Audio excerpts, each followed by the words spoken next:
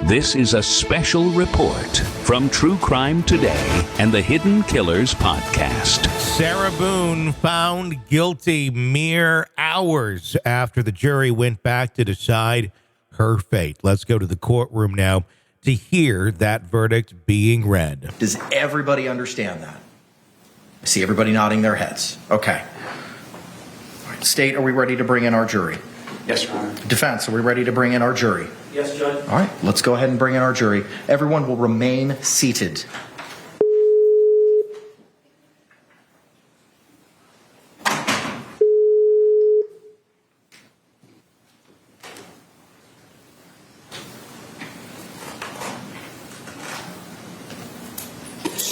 Jury coming into the room right now. Judge exchanging some sort of a verbal note with one of his staff. And Sarah Boone sits in a black suit, hair combed over, and looking as she did on the stand just the other day. Very solemn, looking straight ahead. Her two attorneys on either side. One taking a large swig from a bottle of Coca-Cola, which one would have to, at this point, wonder State, is do you it recognize just our Coke? jury? Yes, Your Honor. Defense, do you recognize our jury? Yes, I do. All right, members of the jury, you may be seated. Thank you.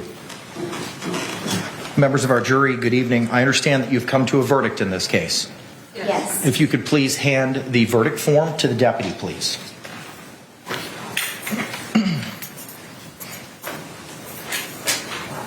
Thank you, sir.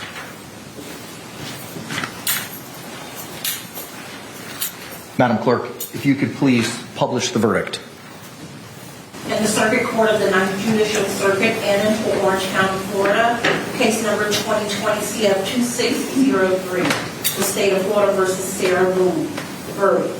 We, the jury, find the defendant guilty of murder in the second degree as charged in the information. So say we all, dated at Orlando, Orange County, Florida, on this 25th day of October 2024. The form has been signed by the foreperson. Madam Clerk, please poll our jury. Juror seat number 1, is this your true and correct verdict?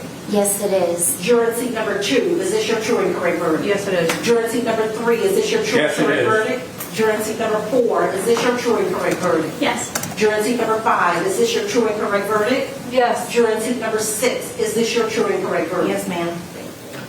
Members of our jury, again, I want to thank you for your time, your sacrifice, and your attention in this matter.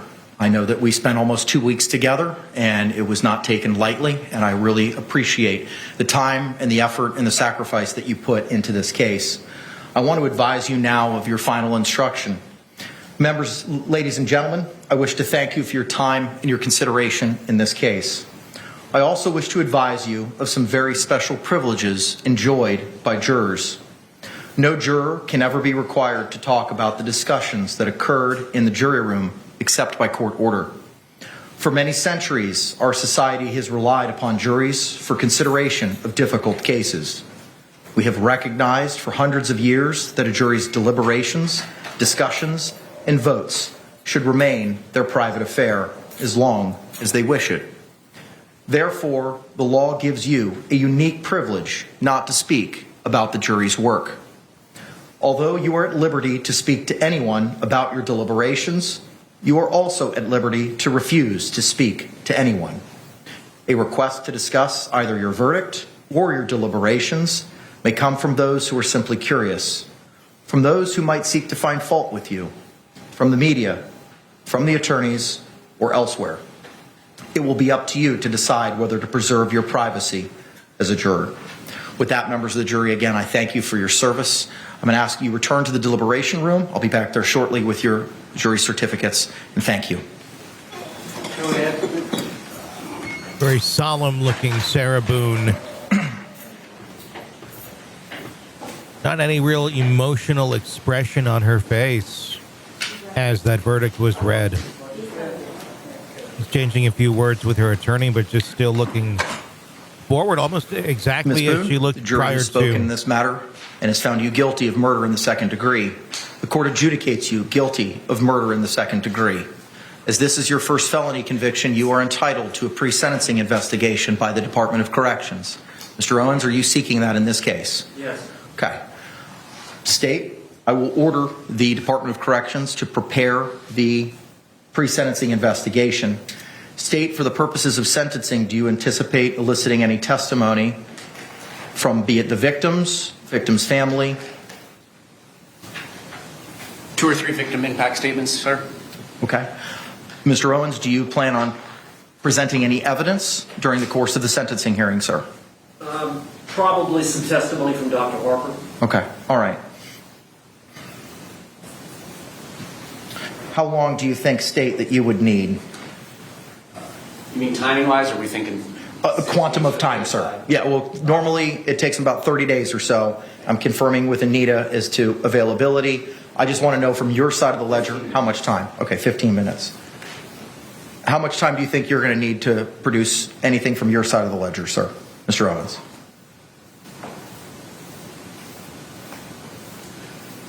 I'd say 30 minutes. Okay. 30 to 45. So if we set this for an hour, that would be sufficient. Party agreed. Okay. State agrees. Is that sufficient, Mr. Owens? Yes. Okay, all right, give me a moment.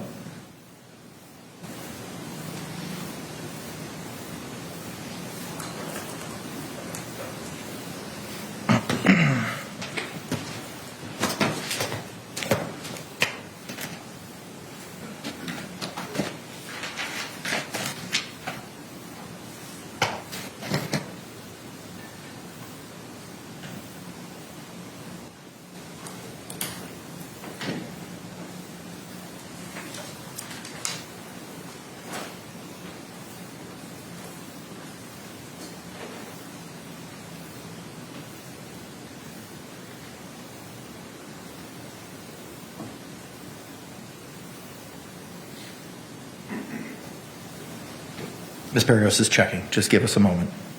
So the judge right now looking to find a time to hold the sentencing hearing. And he said roughly about 30 days, so that would put us right around Thanksgiving for sentencing, probably falling right before or right after. So we'll probably give or take a few days there.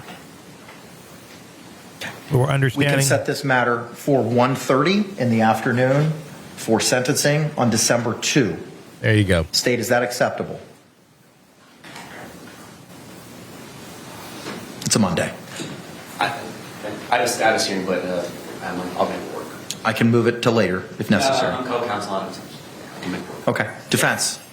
Give me 1 minute. Yes, sir.